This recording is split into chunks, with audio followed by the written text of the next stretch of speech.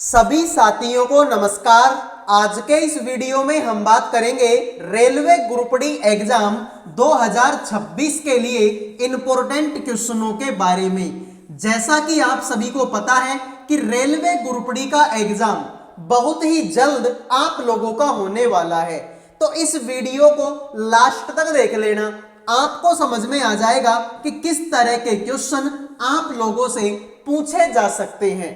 तो सभी student video को लाइक कर दो, चैनल को सब्सक्राइब कर दो और मेरे भाई मेरे कहने की मानो इस वीडियो को लास्ट तक देख लेना। काफी बेहतरीन सवाल आपको करवाऊंगा और ऐसे ही क्वेश्चन आपको एग्जाम में देखने को मिलेंगे। तो आइए शुरू करते हैं क्लास को। सवाल तुम्हारे सामने है। एक दुकानदार ने 750 रुपए में एक कुर्सी खरीदी, उसने उसे 10% की हानि पर बेच दिया। कुर्सी का विक्रय मूल्य बताओ कितना था।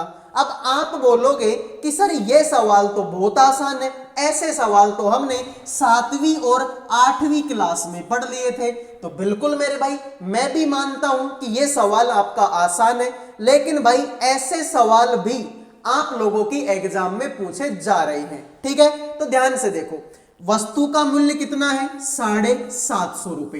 अब इसने क्या बोला है कि 10% की हानि पर बेचा गया। अब भाई दुनिया में तो सब कुछ 100% है। अब 100 रुपए की चीज को अगर तुम 10 की हानि पे बेचोगे तो 100 में से 10 घटेगा तो 90 रुपए में वो चीज तुम्हारी बिक जाएगी। तो 2 जीरो से 2 जीरो काट देना। 75 को अगर 9 से मल्टीप्लाई करेंगे तो 9 पंजो 45 का 5 आएगा, 9 7 का 63 और 4 का 67 हो जाएगा। तो जिन्होंने मेरे भाई 675 रुपए आंसर दे दिया उनका सही है, बाकी सभी का ये सवाल गलत हो चुका है। आओ भाई अगले सवाल पे बढ़ते हैं। अगला सवाल ध्यान से देखो भाई। अमित और दीक्षा ने मिलकर किसी व्यवसाय में 56,100 रुपए का निवेश किया। वर्ष के अंत में 9200 रुपए के कुल लाभ में से अमित का हिस्सा 2300 था। अमित का निवेश बता दो कितना है। तो देखते हैं आप में से कितने बच्चे इस सवाल का आंसर करेंगे। तो मेरे भाई ध्यान से देखो, अगर मैं तुमको एक चीज समझाने का प्रयास करूं तो चीज ये है कि जो आदमी जिस अनुपात में पैसे लगाता है उसी अनुपात में उसको लाभ मिलता है। ठीक है, फॉर एग्जाम्पल कि कोई आदमी किसी भी धंधे में, मान लो कोई बिजनेस है, उस बिजनेस में अगर कोई आदमी ज्यादा पैसे लगाएगा तो उसको लाभ भी ज्यादा होगा। अगर कोई आदमी कम पैसे लगाएगा तो उसको लाभ भी क्या मिलेगा? कम मिलेगा। या फिर आप इसको इस तरीके से समझ लो कि एक आदमी है, इस आदमी को 2 आदमियों ने पैसे उधार दिए।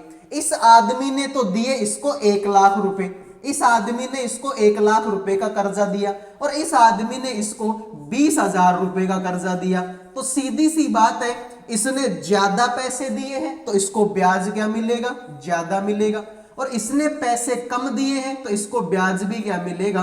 कम मिलेगा। भाई ज्यादा पैसे देने वाले को ज्यादा ब्याज मिलेगा, कम पैसे देने वाले को कम ब्याज मिलेगा। यही है पूरी कहानी।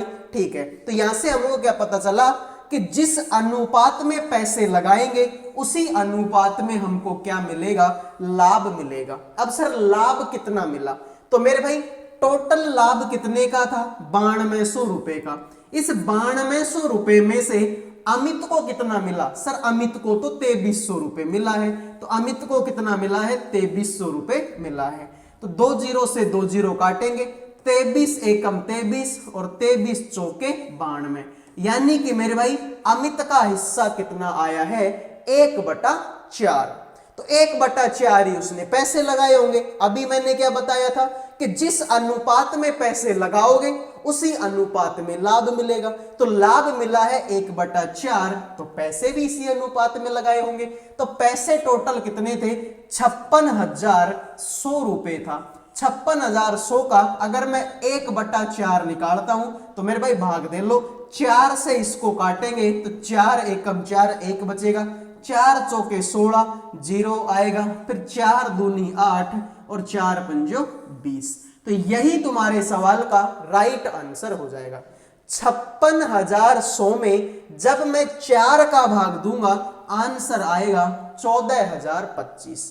तो यही तुम्हारे सवाल का राइट आंसर है, ऑप्शन नंबर सी। आइए अगले सवाल पे बढ़ते हैं। लाइक सब्सक्राइब कर दीजिए, लाइक और सब्सक्राइब करने का कोई पैसा नहीं लगता। त्रिभुज के कोणों का सही समूह की पहचान करें। तुम्हारे सामने ये जो त्रिभुज है, क्या ठीक है भाई, त्रिभुज के 3 कोण होते हैं। त्रिभुज में कितने कोण होते हैं? 3 कोण होते हैं। और यहां पर मेरे भाई 3 कोण दिए हुए सारे ऑप्शनों में। तो तुमसे बोला है कि त्रिभुज के कोणों के सही समूह की पहचान करें। अब सर त्रिभुज के कोणों के सही समूह का मतलब क्या है? त्रिभुज के तीनों कोणों का मान कितना होता है? 180 डिग्री होता है। त्रिभुज के तीनों कोणों का मान कितना होता है? 180 डिग्री होता है। क्या इन तीनों को जोड़ने पे 180 आएगा क्या? 85 और 30 कितना होता है? 115 होता है। 115 में अगर मैं 75 जोड़ूंगा तो 180 तो नहीं होगा सर, तो ये तो गलत हो गया। 65 और 45 कितना होता है? 110 होता है। 110 में 80 जोड़ेंगे तो ये तो 190 हो जाएगा, ये भी गलत है। 95 और 40 कितना होता है? 135 होता है। 135 में 85 जोड़ेंगे तो सर 180, ये भी नहीं होगा। 120 में 35 जोड़ेंगे 155 होगा। 155 में 25 जोड़ेंगे तो 180 होगा। यही तुम्हारे सवाल का राइट आंसर है। तो डी आंसर देने वालों के मजे हैं, बाकी सभी का यह सवाल गलत हो चुका है। ठीक है, इन तीनों को जोड़ने पर ही आंसर कितना आता है? 180 डिग्री आता है। क्लियर है? आ जाइए अगले सवाल पे बढ़ते हैं। वीडियो में आगे बढ़ने से पहले जो भी student railway group D exam 2026 की तैयारी कर रहे हैं, उन सभी बच्चों के लिए करंट अफेयर का, जीके का, रीजनिंग का और मैथ का, इन चारों सब्जेक्टों का पीडीएफ तैयार कर दिया केवल और केवल 100 रुपए में। 100 रुपए में आपको करंट अफेयर भी मिलेगी, जीके भी मिलेगी, रीजनिंग भी मिलेगी और मैथ भी मिलेगी। चारों सब्जेक्टों का कंप्लीट पीडीएफ आपको 100 रुपए में दिया जाएगा। अगर कोई बच्चा ध्यान से मन लगा के इस पीडीएफ को पढ़ता है तो उसका सिलेक्शन पक्का है, क्योंकि मेरे भाई पीडीएफ में वैसे ही क्वेश्चन हैं जैसे क्वेश्चन आप लोगों से आपकी एग्जाम में पूछे जाते हैं। तो इंपॉर्टेंट क्वेश्चनों का ये पीडीएफ केवल और केवल 100 रुपए में आपको दिया जाएगा, जिसको पढ़ के आप जो है ग्रुप डी में सिलेक्शन ले सकते हैं। तो जिनको भी पीडीएफ चाहिए इस नंबर पे व्हाट्सएप मैसेज करके केवल और केवल 100 रुपए में चारों सब्जेक्टों का पीडीएफ ले सकता है। मेरे भाई पीडीएफ में आपको क्वेश्चन मिलेंगे, साथ में उन क्वेश्चनों का डिटेल में सॉल्यूशन भी आपको इसी पीडीएफ के अंदर मिलेगा।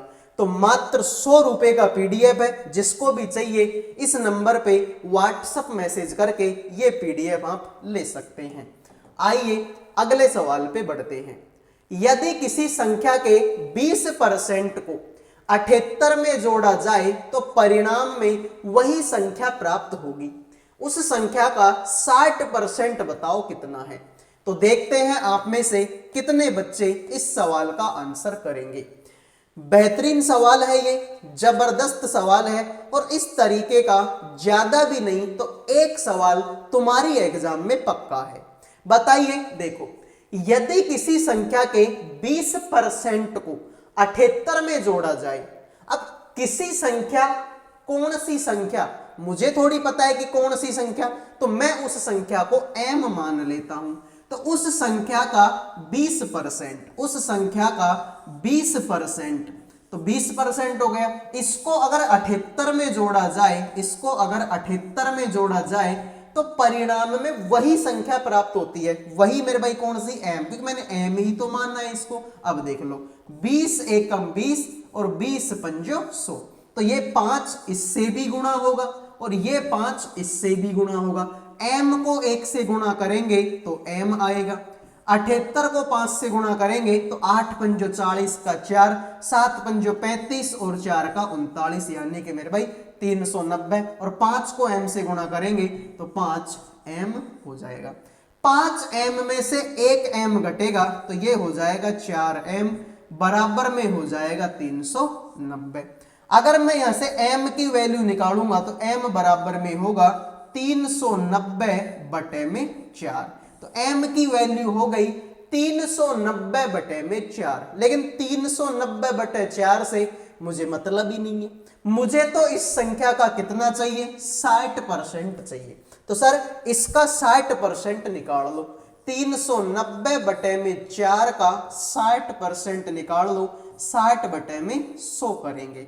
तो भाई 2 जीरो से 2 जीरो तुम्हारी कट जाएंगी, 2 का भाग देंगे 2 बार, 2 का भाग देंगे 3 बार, 39 को 3 से गुणा करेंगे तो मेरे भाई 108 तुम्हारा आ जाएगा। ठीक है भाई, सॉरी 108 नहीं आएगा, ठीक है। 39 को 3 से गुणा करेंगे तो 9 3 27 का 2, 9 3 117 आएगा। इसमें अगर मैं 2 का भाग दूंगा तो 2 पंजो 10, 2 6 का सॉरी 2 8 का 16 और 2 पंजो 10, 58 पॉइंट में 5, यही तुम्हारे सवाल का राइट आंसर है। तो जिन्होंने डी आंसर दे दिया है उनके हो गए मेरे भाई मजे, बाकी सभी का ये सवाल गलत हो चुका है। देखो भाई, किसी भी स्टूडेंट के अगर कोई सा भी सवाल समझ में नहीं आता है ना, वो क्या करना किया करो मेरे भाई, वीडियो को थोड़ा सा पीछे लेके देख लिया करो। वैसे तो देखो मैं बहुत ही आराम से तुमको पढ़ा रहा हूं, लेकिन फिर भी अगर किसी बच्चे के सवाल समझ में नहीं आता तो वो क्या करे भाई, वीडियो को थोड़ा सा पीछे लेके देख ले, उसके समझ में आ जाएगा।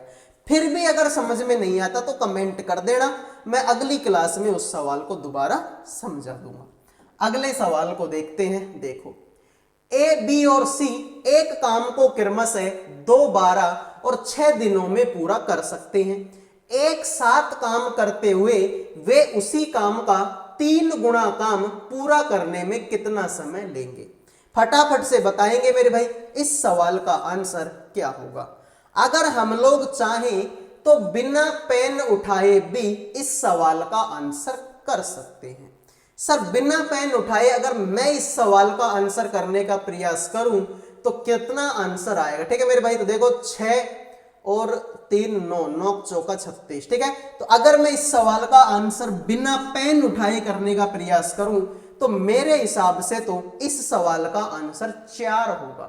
बिना पेन उठाए कर दिया तुम्हारे सामने, तो एक बार करके देख लेते हैं। तो सर 3 आदमी है, एक तो ए है, एक बी है और एक सी है। एक करता है 2 12 और 6 दिन में। ठीक है, ये करेगा 2 दिन में, ये करेगा 12 दिन में और ये करेगा 6 दिन में। तीनों का जो लसाअ है वो आएगा कितना? 12। तो 2 का भाग 12 में देंगे तो 2 6 का 12, 12 का भाग 12 में देंगे 12 एकम 12 और 6 का भाग 12 में देंगे 6 दूनी 12। तो मेरे भाई तीनों मिलके कितना काम करेंगे ये बताना। सर 6 और 1 7, 7 और 2 9, दोनों में तीनों मिलके 9 काम करेंगे भाई। ठीक है, 6 काम ये करेगा, 6 और 1 7 और 2 काम ये करेंगे, 9 हो गए। अब तुमसे बोला उसी काम का 3 गुना काम, तो मेरे भाई पूरा काम कितना है? 12। अब 12 थोड़ी करवाना है तुमको, तो 3 गुना करवाना है। तो 12 तिया 36, 3 गुना। ठीक है, 12 तिया 36, तो 36 में 9 का भाग देंगे, 9 चौके 36। यही तुम्हारे सवाल का राइट आंसर हो गए। तो मैंने बिना पेन उठाए पहले ही तुमको बता दिया था कि इस सवाल का आंसर क्या होगा? 4 होगा। आइए अगले सवाल पे बढ़ते हैं, देखते हैं अगला सवाल क्या होगा। एक वॉशिंग मशीन की कीमत एक टीवी की कीमत से 50% कम है। यदि वॉशिंग मशीन की कीमत 64% बढ़ जाती है और टीवी की कीमत 28% कम हो जाती है, तो 6 वॉशिंग मशीन और 2 टीवी की कुल कीमत में कितने प्रतिशत का परिवर्तन होगा? अब ये सवाल कोई नया तो है नहीं, मैंने अब से पहले भी इस तरीके के काफी सवाल तुमको करवाए हैं, कोई नया नहीं है ये सवाल, बिल्कुल आसान है। देखो तुमसे बोला कि एक वॉशिंग मशीन की जो कीमत है टीवी की कीमत से 50% कम है। 50% का मतलब होता है कि आधा कम है, ठीक है, आधी है मेरे भाई। अरे मैं तुमसे बोलूं कि कुछ पैसे ले जाओ और इनको 50-50 बांट लो, तो 50-50 का मतलब क्या होता है, आधा आधा ही तो बांटना होता है, और 50-50 ही तो होता है। तो मेरे भाई वॉशिंग मशीन की कीमत टीवी की कीमत से 50% कम है। तो एक तरफ तो तुम टीवी मान लो, एक तरफ तुम वॉशिंग मशीन मान लो। टीवी अगर 100 रुपए की आती है तो वॉशिंग मशीन कितने की आएगी, 50 रुपए की, क्योंकि 50% कम है। 50% का मतलब तो आधा है, तो ये 100 रुपए की है तो इसका आधा 50 होगा। 50 एकम 50 और 50 दूनी 100, यानी टीवी आती है 2 रुपए की और वॉशिंग मशीन आती है 1 रुपए की।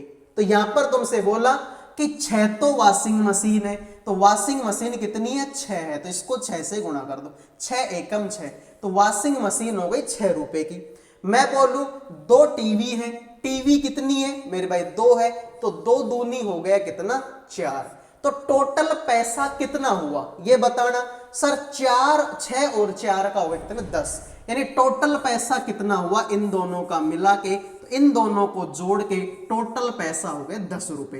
तो पहली कंडीशन में तो जो मूल्य आया वो आया है 10 रुपए का।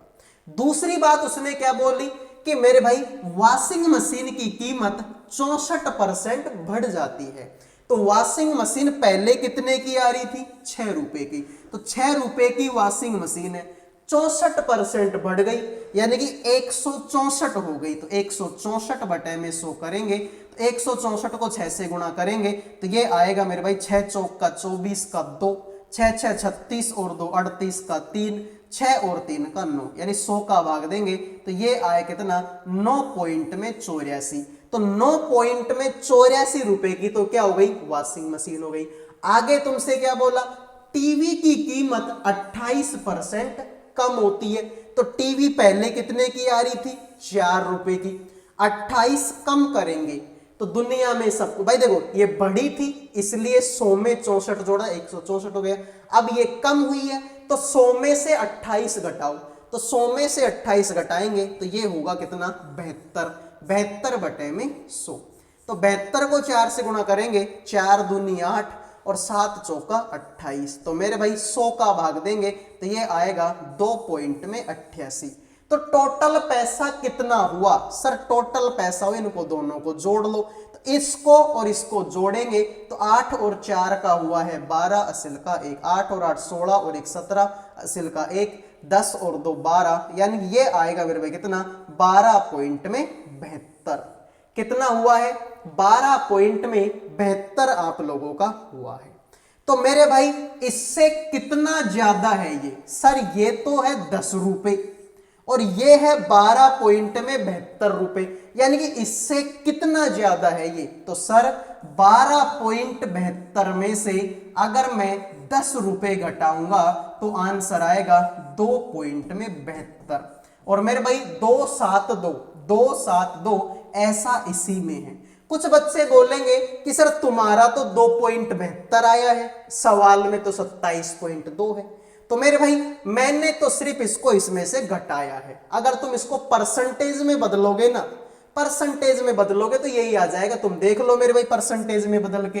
तो लाभ कितने का हुआ है, 2.72 का। चीज कितने की थी, 10 रुपए की थी। परसेंटेज बनाएंगे तो 100 से गुणा कर देंगे, ठीक है, 100 से गुणा करेंगे, एक जीरो से एक जीरो कटेगी, यहां पर एक जीरो बची हुई है तो एक पॉइंट संख्या इधर को सरक जाएगी, तो ये हो जाएगा 27.2% की क्या होगी, वृद्धि होगी। यही तुम्हारे सवाल का राइट आंसर है।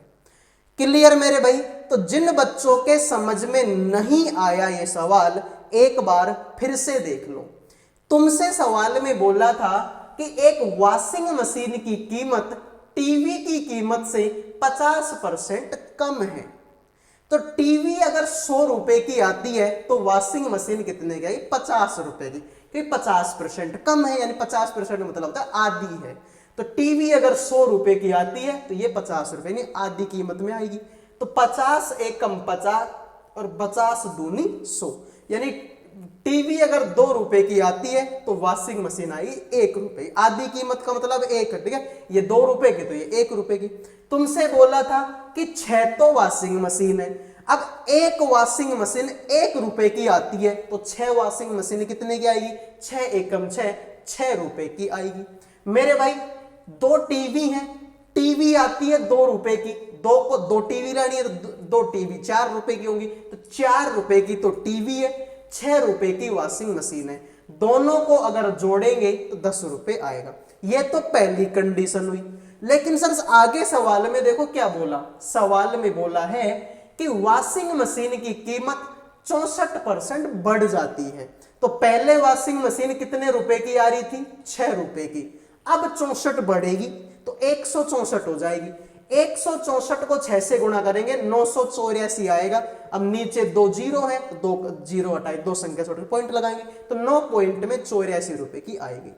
और सर टीवी की कीमत 28% कम हो गई, तो टीवी कितने की आ रही थी? 100 रुपए की, 4 रुपए की पहले आ रही थी, अब 28% कम है, तो 100 में से 28 घटाएं तो 72 आएगा। इनको गुणा करेंगे 100 का बाद में ये आएगा। अब इसको और इसको जोड़ेंगे तो आएगा 12 पॉइंट में 72। तो पहले आ रहा था 10 रुपए, अब आ रहा है 12.72। इसमें से जब इसको घटाया तो 272 आया और 272 इसी में। तो यही तुम्हारे सवाल का राइट आंसर हो जाएगा। उम्मीद करूंगा सवाल समझ में आ गया होगा। मैंने आपके बिना बोले ही सवाल को रिपीट कर दिया था। अब इस सवाल का आंसर करो मेरे भाई। सवाल बहुत आसान है, बहुत आसान का मतलब बहुत ही आसान है। बताइए इस सवाल का आंसर क्या होगा? तो मेरे भाई ध्यान से देखो, आपने छोटी क्लासों में फॉर्मूला पढ़ा होगा। फॉर्मूला होता है ए स्क्वायर माइनस का बी स्क्वायर, और ये होता है ए प्लस का बी, ब्रैकेट में होता है ए माइनस का बी। यानी कि इसको मैं ए मान लेता हूं, इसको मैं बी मान लेता हूं। तो देख लो, इसका भी स्क्वायर है और इसका भी स्क्वायर है, तो वही होगा ए प्लस बी, ए माइनस का बी। तो एक बार तो इसको और इसको जोड़ लो मेरे भाई। 0.36 प्लस में 0.04, एक बार तो इनको जोड़ दिया। फिर मेरे भाई एक बार घटा दो, 0.36 माइनस का 0.04, एक बार इनको घटा दिया। और बटा में तो मेरे भाई ये 1.6 लगा हुआ है, जिसको तो ऐसे कैसे लगा देते। 0.36 में 0.4 जोड़ेंगे तो आंसर आएगा 0.40 गुणा में, इसमें से इसको घटाएंगे तो आंसर आएगा 0.32, और बटा में तो मेरे भाई कितना है? 1.6 है। तो मैं ऐसे कर लेता हूं कि पॉइंट का लफड़ा ही खत्म कर लेता हूं। यहां पर 2 संख्या छोड़ के पॉइंट है, मतलब नीचे 2 जीरो आएंगी। यहां पर भी 2 संख्या छोड़ के पॉइंट है, मतलब 2 जीरो आएंगी। तो मैं इसको मेरे भाई लिख सकता हूं, देखो 40 बटे में 100 भाई 40, और 2 संख्या छोड़ के पॉइंट है तो 2 जीरो नीचे लग जाएंगी। इसको मैं लिख सकता हूं 32 बटे में 100, इसको मैंने लिख दिया 32 बटे में 100, और इसको अगर मैं लिख दूं 1.6 तो ये हो जाएगा 16 बटे में 10। तो मेरे भाई 0 से 0 1 कट जाएगी, इस 0 से ये 0 कट जाएगी, 16 दूना 32, तो 4 दूनी 8, 8 बटे में कितना है? 100 है। तो नीचे 2 जीरो, 2 संख्या छोड़ के पॉइंट लग जाएगा, तो 0.08 यही तुम्हारे सवाल का राइट आंसर हो जाएगा। जिनके समझ में नहीं आया वो एक बार फिर से देख लो। छोटी क्लासों में एक फॉर्मूला काम आता है ए स्क्वायर माइनस का बी स्क्वायर, यानी ए प्लस बी, ए माइनस का बी। तो मेरे भाई ध्यान से देखो, इसको मैंने ए मान लिया, इसको मैंने बी मान लिया। एक बार तो ए प्लस बी करेंगे, एक बार ए माइनस का बी करेंगे। तो एक बार तो इनको जोड़ लो, 0.36 में 0.4 जोड़ेंगे तो 0.40 आएगा। एक बार इनको घटाएंगे, 0.36 से 0.4 घटाएंगे तो आंसर 0.32 आएगा। यहां पर भी 2 संख्या छोड़ के पॉइंट है, यहां पर भी 2 संख्या छोड़ के पॉइंट है, तो इसके नीचे भी 2 जीरो लगेंगे, इसके नीचे भी 2 जीरो, इस यहाँ पर 1 संख्या छोड़ के पॉइंट है तो यहाँ पर 1 जीरो लगेगी। तो अब देख लो मेरे भाई, 1 जीरो से 1 जीरो कट गई, इस वाली जीरो से ये वाली जीरो कट गई, ठीक है। 16 दूना 32 हो गया, 4 दूनी 8, 8 बटे में 100, 8 बटे में 100 करेंगे तो 0.08 आंसर आएगा। अगले सवाल को देखते हैं कि अगला सवाल क्या होगा। इन प्रेक्षणों का क्या निकाल दो मेरे भाई? बहुलक निकाल दो। फटाफट से बताएंगे कि इस प्रेक्षण का बहुलक क्या होगा। फटाफट कमेंट करो भाई, इस सवाल का आंसर क्या होगा? बहुलक इसका निकालना है। तो बहुलक का मतलब क्या होता है, जो सबसे ज्यादा बार आता है वही बहुलक होता है। तो यहां पर पहला ऑप्शन है 35। तो मुझे बताना कि 35 कितनी बार आया है। सर एक बार आ गया। 35 दो बार आ गया, 3 बार आ गया, 4 बार आ गया, 5 बार आ गया। यानी 35 आया है कितनी बार, 5 बार। अगर मैं 32 की बात करूंगा, 32 कितनी बार आया है, तो 32 को अगर मैं देखूंगा तो एक बार, दो बार, दो बार, दो बार, 32 आया है कितनी बार, दो बार। 21 कितनी बार आया है, 21 को अगर मैं चेक करूंगा तो एक बार 21, दो बार 21, 21 भी कितनी बार आया है, दो बार। मैं अगर 25 की बात करूंगा तो 25 कितनी बार आया है, 25 आया है एक बार, दो बार, तीन बार, 25 आया है तीन बार। तो सबसे ज्यादा बार क्या आया है, सबसे ज्यादा बार आया है 35। कितनी बार आ गए, 5 बार। तो यही तुम्हारे सवाल का राइट आंसर हो जाएगा। यानी जो सबसे ज्यादा बार आता है वही आंसर हो जाता है। अगले सवाल को देखते हैं। अगला सवाल क्या होगा।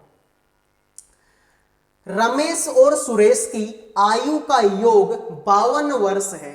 रमेश की आयु सुरेश की आयु के दोगुने से 4 वर्ष अधिक है। सुरेश की आयु बताओ कितनी है। तो देखते हैं आप में से कितने बच्चे इस सवाल का आंसर करेंगे। रमेश और सुरेश की आयु का योग कितना है, 52 है। रमेश की आयु सुरेश की आयु के दोगुने से 4 अधिक है। सुरेश की आयु बताओ कितनी है। ऑप्शन तुम्हारे सामने है, 12, 15, 14 और 16। तो बताइए आंसर क्या होगा। तो मेरे भाई एक तरफ तो मेरे भाई देखो सुरेश है, एक तरफ तो सुरेश है, और एक तरफ मेरे भाई रमेश है, एक तरफ रमेश है। ठीक है, तुमसे क्या बोला है कि सुरेश की, ठीक है, जो रमेश की आयु सुरेश की आयु के 2 गुणे से 4 अधिक है। अब सुरेश की आयु है कितनी मुझे नहीं पता, तो मैंने मान लिया कि सुरेश की उम्र x साल है। तो रमेश की कितनी होगी, सर रमेश की आयु सुरेश की आयु के 2 गुणे से, तो सुरेश की आयु का 2 गुणा कर दो, x का 2 गुणा कर दिया, इससे 4 अधिक है, इसमें 4 जोड़ दिया। तो इन दोनों को जोड़ेंगे, सवाल में बोला था कि इनका योग कितना है, 52। तो इन सबको जोड़ेंगे, आंसर आएगा 52। तो x और 2x को जोड़ेंगे तो 3x होगा, 3x प्लस में 4 बराबर में हो जाएगा 52। तो 4 इधर हो जाके घट जाएगा, तो 3x बराबर में होगा 52 में से 4 घटाएंगे, आंसर आएगा 48। तो 3 एकम 3 और 16 तिया 48। तो x की वैल्यू कितनी आएगी, 16 आएगी। यही तुम्हारे सवाल का राइट आंसर है। तो जिन्होंने डी आंसर दे दिया है उनके मजे हो गए, बाकी सभी का ये सवाल गलत हो चुका है। उम्मीद करूंगा मेरे भाई ये सवाल आपके समझ में आ गया होगा। क्लियर भाई, उम्मीद करूंगा सवाल आपके समझ में आ गया होगा। अब बढ़ते हैं अगले सवाल पे।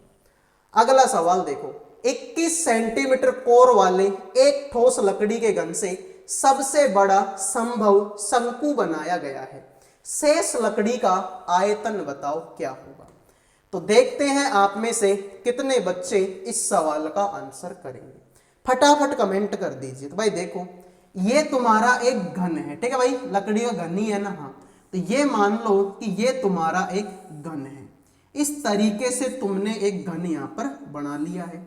अब तुमसे बोला कि इस घन के अंदर, ठीक है, यही तो बोला है तुमसे कि 21 सेंटीमीटर कोर वाले एक ठोस लकड़ी के घन से सबसे बड़ा संभव शंकु बनाया गया, शेष लकड़ी का आयतन ज्ञात करें। तो इसमें से अगर तुम एक शंकु बनाना चाहते हो तो भाई मान लो इस तरीके का तुम्हारा एक शंकु यहां पर बन जाएगा। तो अब तुमसे बोला है कि भाई जो लकड़ी और बच रही है ना, भाई देखो भाई तुम्हारे तो शंकु बनाने में इतनी तो लकड़ी काम आई है, तुम्हारे तो बस इतनी लकड़ी तो ये काम आई है। बाकी जो ये एरिया है, ये एरिया ये तो खाली पड़ा है, इसका तुमने शंकु बनाया ही नहीं है, इसका शंकु तुमने बनाया ही नहीं। शंकु बनाने में तो बस तुम्हारी ये लकड़ी क्या आई है, काम आई है। तो मेरे भाई तुमसे बोल रहा कि जो बाकी की लकड़ी है ना, ये एक्स्ट्रा, इस लकड़ी का आयतन बता दो कितना होगा। तो मेरे भाई क्या करेंगे, घन के आयतन में से शंकु का आयतन हटा देंगे तो बाकी का चारों ओर का बच जाएगा। तो मेरे भाई इसका अगर आयतन निकालना है तो तुमको मेरे भाई क्या करना पड़ेगा, तुमको करना पड़ेगा मेरे भाई घन का आयतन। तुमको क्या करना पड़ेगा, घन का आयतन माइनस करना पड़ेगा मेरे भाई शंकु का आयतन। ठीक है, घन के आयतन में से शंकु का आयतन घटाना पड़ेगा। तो घन का आयतन क्या होता है, भुजा का क्यूब होता है, और शंकु का आयतन होता है 1/3 पाई आर स्क्वायर एच। तो भुजा कितनी है मेरे भाई, भुजा तो सर 21 है, तो 21 का कर देंगे आपका क्यूब माइनस का 1/3। पाई की वैल्यू कितनी है, पाई होता है 22/7। अब मेरे भाई बात आई त्रिज्या की, तो यहां से लेकर के यहां तक कि सर इसकी भुजा की वैल्यू कितनी है, भुजा की वैल्यू तो 21 है, तो त्रिज्या तो आधी होगी भाई, त्रिज्या तो आधी भाई, पूरी भुजा 21 है, यानी यहां से लेकर के यहां तक की, ठीक है, ये जो तुम्हारे सामने है ये, यानी ये जो लंबाई है ये कितनी है इसकी 21 है। लेकिन सर 21 का क्या करूं मैं, त्रिज्या तो आधी होती है, तो त्रिज्या क्या होगी 21 की आधी होगी, यानी 21/2, और इसका स्क्वायर है तो हो जाएगा 21/2। और ऊंचाई, अब जितना ऊंचा ये है उतना ही ऊंचा इसकी ऊंचाई है भाई, ऊंचाई तो बराबर है भाई, ऊपर से नीचे तक ही तो काटा है इसको, तो जितना ऊंचा ये घन है उतना ही ऊंचा शंकु है, तो ऊंचाई तो मेरे भाई क्या होगी, वही तुम्हारी सेम होगी, कितनी 21 होगी। काटा पीटी कर दो, तो देखो मेरे भाई 1/3 होता है सूर्य। ठीक है, देखो 3 से काटेंगे, 3 7 का 21, और 7 से काटेंगे 7 बार कटेगा, 2 से काटेंगे 11 बार कटेगा। ठीक है, 21 का स्क्वायर होगा 441, तो 21 का क्यूब देखो कितना होता है, 21 का क्यूब होता है तो 441 को अगर मैं 21 से गुणा करूंगा, 21 एकम 21 का 2 बचेगा, 84 और 2 86 का 8 बचेगा, 21 चौका 84 और 8 का 92 होगा 9261, यानी ये इसका क्या होगा 21 का क्यूब। ठीक है, 21 का क्यूब होगा 9261, माइनस का मेरे भाई देखो 21 गुणा 21 होता है 441, 441 को 11 से गुणा करेंगे तो 11 एकम 11, 44 और 1 45 का 4 बचेगा, 44 और 4 का 49 यहाँ पर बचेगा। इसमें अगर मैं 2 का भाग देता हूं तो ये आएगा 9261, माइनस 2 से काटेंगे, 2 दूना 4, 2 चौके 8, 2 7 का 14, 2 पंजो 10 और 2 पंजो 10। जब इसको इसमें से घटाएंगे तो मेरे भाई आंसर आएगा कितना 0.5। ठीक है, 10 में से 5 गया तो फिर से 5 बचेगा, आगे मेरे भाई यहाँ पर आए कितना 5, 12 में से 7 गया तो 5 बचेगा।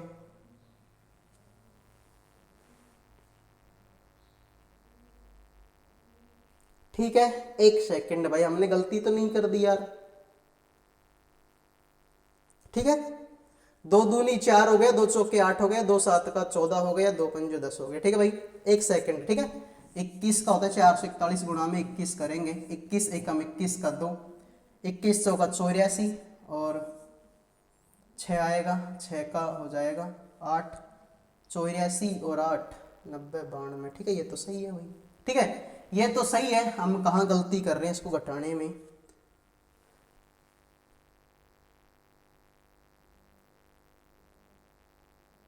एक सेकंड भाई, ठीक है, 1 सेकंड मुझे सोचने दीजिए हम कहाँ गलती कर रहे हैं। 952, ठीक है, कितना है भाई 1 सेकंड यार। ठीक है, कितना है 9261 है। ठीक है, 9261 है 0.0, इसमें से घटाना पड़ेगा 2475। ठीक है, इसमें से घटाना है हमको 2475 और पॉइंट का 5, तो यहाँ पर 5 बचेगा। ठीक है, 10 में से 5 गया तो यहाँ पर 5 बचेगा, 1 गया तो यहाँ पर 5 बचेगा, 12 में से 5 15।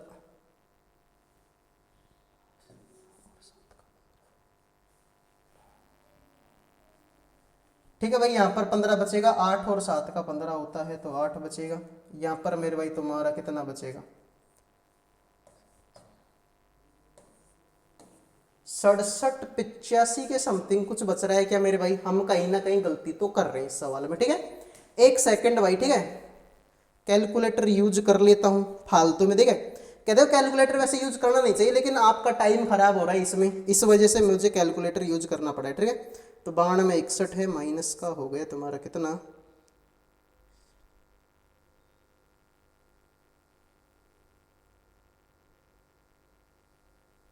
ठीक है, तो 67 85 आंसर आ रहा है भाई इसको घटाने में। देखा, इसमें कोई ना कोई गलती कर दी हमने शायद।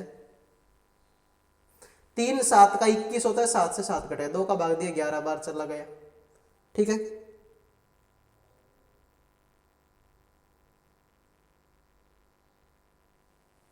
ठीक है भाई, हमने इसमें गलती कर दी इसको गुणा करने में। ठीक है, 11 एकम 11 का 1 आएगा, 1 बचे, 11 तो 44 का 5 बचेगा और 4, 11 चौको 44 और 4 48।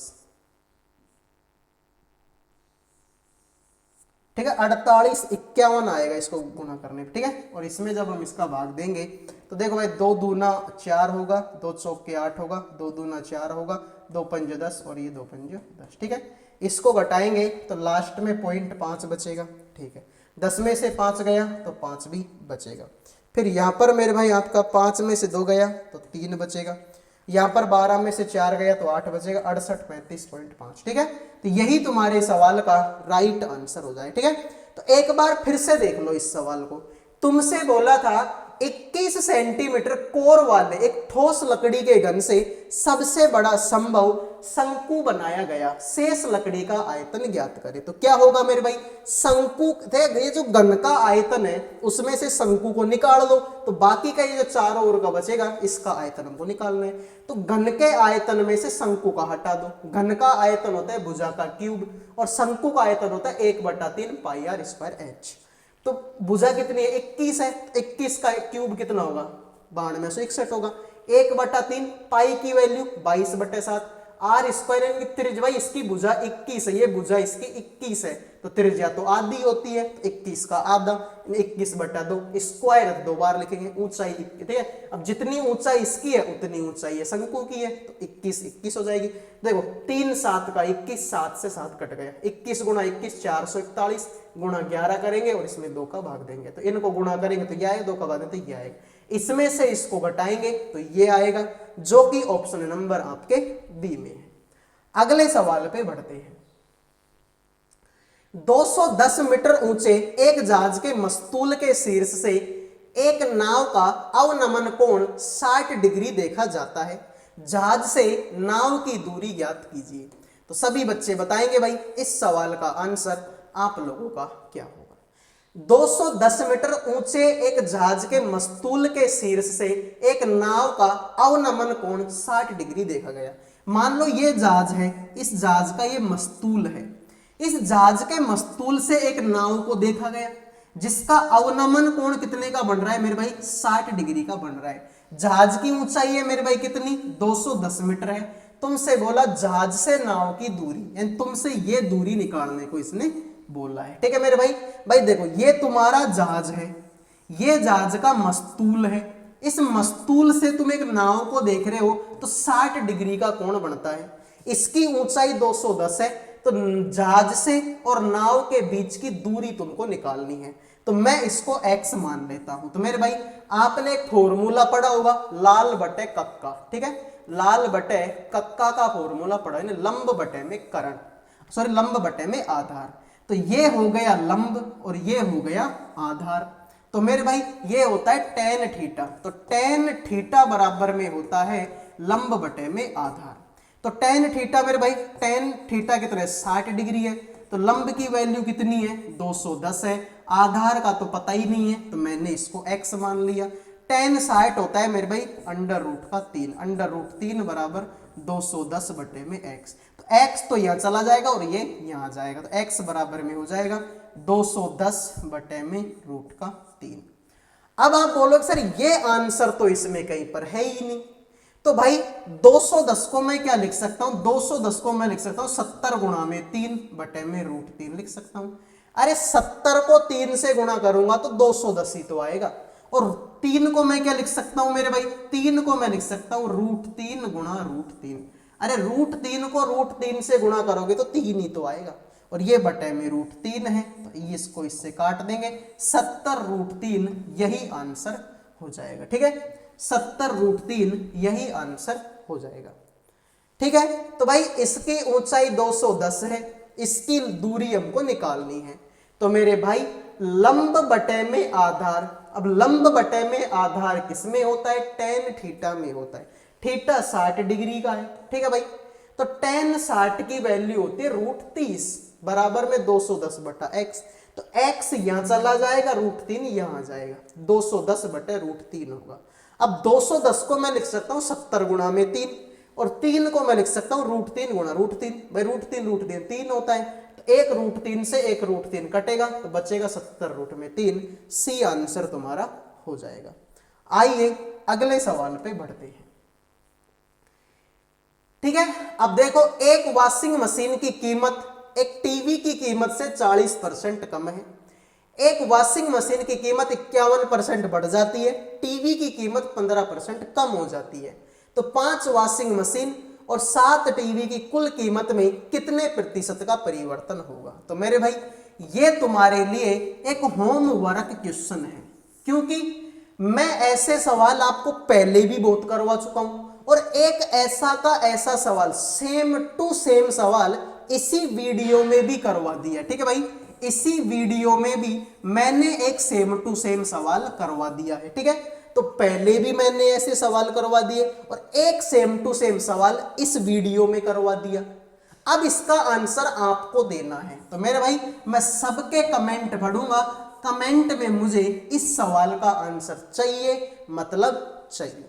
ठीक है भाई, तो इस सवाल का आंसर कर देना, मैं सबके कमेंट पढ़ूंगा। और अगर जिनसे नहीं होता है ना, वो कमेंट में ये भी कर देना कि सर हमसे होमवर्क क्वेश्चन नहीं हुआ। ठीक है, जिनका आंसर आता है वो तो आंसर कर देना, और जिनसे नहीं होता है वो कमेंट कर देना कि सर हमसे नहीं हुआ। अगली क्लास में मैं ये सवाल तुमको करवा दूंगा। ठीक है भाई, खुद से भी तो प्रैक्टिस करो तुम लोग। अब इस सवाल को देखिए, इस सवाल का आंसर बताओ क्या होगा। इसको मेरे भाई सरलीकृत करना है, तो वही सवाल है मेरे भाई। मैंने आपको थोड़ी देर पहले भी एक फॉर्मूला बताया था कि भाई a स्क्वायर माइनस का b स्क्वायर होता है a प्लस का b और a माइनस का b। तो देख लो भाई, ये a मान लो और ये b मान लो। देख लो भाई, a का स्क्वायर b का स्क्वायर, इसको भी तुम a मान लो, इसको भी b मान लो, a का स्क्वायर b का स्क्वायर, इसको भी a मान लो, इसको भी मान लो, a का स्क्वायर माइनस b का स्क्वायर। तो वही फॉर्मूला है। तो एक बार बनेगा a प्लस b, एक बार a माइनस का b। तो एक बार तो इन दोनों को जोड़ दो, तो मेरे भाई एक बार तो हो जाएगा 37 प्लस का 36, और एक बार हो जाएगा a माइनस का b, यानी हो जाएगा 37 माइनस का 36। ठीक है, फिर इनके बीच में प्लस का चिन्ह है तो प्लस लगा दो। एक बार क्या होगा 35 प्लस में 34, 35 प्लस में 34, और एक बार क्या होगा 35 माइनस का 34। फिर आगे प्लस का चिन्ह है तो आगे प्लस का चिन्ह फिर लगाएंगे। फिर 33 प्लस का 32, 33 प्लस का 32, और फिर क्या होगा मेरे भाई आपका 33 माइनस का 32। ठीक है, यही काम करना है। तो भाई देख लो, इन दोनों को जोड़ेंगे तो 36 और 37 को जोड़ेंगे तो आंसर आएगा 73। बाकी 37 में 36 एक बचेगा, लिखो चाहे मत लिखो, कोई दिक्कत नहीं है। 35 और 34 और 68 और एक हो जाएगा मेरे भाई आपका 69, और 35 में 34 घटा तो एक बचेगा, लिखो चाहे मत लिखो, कोई फर्क नहीं पड़ता। 33 और 32 जोड़ेंगे तो 65, और 33 में से 32 घटा एक बचेगा, लिखो चाहे मत लिखो, कोई फर्क नहीं पड़ता। अब इन सबको जोड़ दो, तो मेरे भाई 9 और 3 12 और 5 17 का एक बचेगा, 6 7 और 7 14 और 6 20, 207। यही तुम्हारे सवाल का राइट आंसर हो जाएगा। तो जिन्होंने 207 आंसर दे दिया है उनका सही हो गया, बाकी सभी का सवाल गलत है। इसको कर लो मेरे भाई, 130 मीटर और 190 मीटर लंबी दो ट्रेन क्रमशः 96 kilometre per hour, 48 kilometre per hour की चाल से एक ही दिशा में चल रही है। तो तेज चलने वाली ट्रेन धीमी चलने वाली ट्रेन को पूरी तरह से पार करने में कितना समय लेगी? तो मेरे भाई मैंने आपको हमेशा एक चीज बताई थी कि जब भी ट्रेन एक ही दिशा में जाती, मान लो ये ट्रेन भी इधर को गई और ये ट्रेन भी इधर को गई, तो जब भी ट्रेन एक ही दिशा में जाती है तो चाल घट जाती है, और जब विपरीत दिशा में जाती है तो चाल जुड़ जाती है। तो ये दोनों तो एक ही दिशा में जा रही है, मतलब चाल घटेगी। तो चाल मेरे भाई क्या होगी, चाल बराबर घट जाएगी मेरे भाई। तो 96 में से 48 घटेगा, 96 में से 48 घटेगा, तो 48 ही तुम्हारी चाल बचेगी। लेकिन सर ये तो देखो किसमें है, मीटर में है, आंसर किसमें चाहिए, सेकंड में चाहिए। तो सर आंसर तो हमको सेकंडों में चाहिए, और ये किसमें है भाई, किलोमीटर पर हावर में है, किलोमीटर पर हावर में है। तो किलोमीटर पर हावर को मीटर सेकंड में बदल दो, तो मीटर सेकंड में बदलेंगे तो 5/18 से गुणा कर देंगे, 2 का भाग देंगे, मेरे 3 का ही दे लो सीधा, ठीक है भाई, 3 का भाग देंगे, 3 6 18, 6 का ही दे लो भाई, ठीक है, 6 का, 6 3 18, 6 7 का 42, 6 8 का 48, तो 8 5 40/3, तो चाल कितनी हो जाएगी, 40/3 हो जाएगी।